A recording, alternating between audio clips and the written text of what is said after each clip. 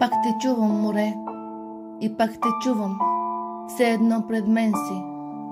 Вълните по брега безкраен пак се плискат. Изгубват се години, като избягали маниста, и очите ми по-детски пак натам се взират. Там далече, където морето целува небето, и кораби бели на малки снежинки приличат.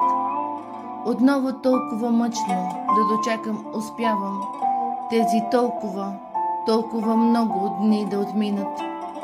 И понеже нямаше тъгата с кого да споделям, на рапаните само от моите думи нашепвах: кога ще дойде моят татко?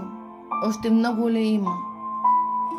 Колко далече сега е отплавал, отдавна замина. Кога ще дойде да ме вземе? Много чаках вече. Искам пак да го прегърна, но е толкова далече. Не плачех аз тогава, само пусто беше ми много. Исках в скута му да седна, баща и аз да имам, ала мълчеше все рапаната. А морето беше строго. Отдавна се отказах вече рапани да си взимам. Тази снимка днес изкочи и времето назад обърна.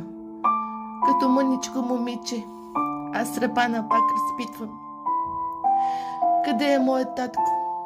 Далеч ли отплава? Обича ли ме още? В хоризонта пак се взирам.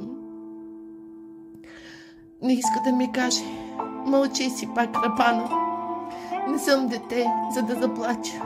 Вече съм голяма, ала сълзите ми не чуват. Бършах ги с ръкава. Обичам те, татко. Боли ме и те чакам. Само това ще кажа. И да ме чуеш, се надявам.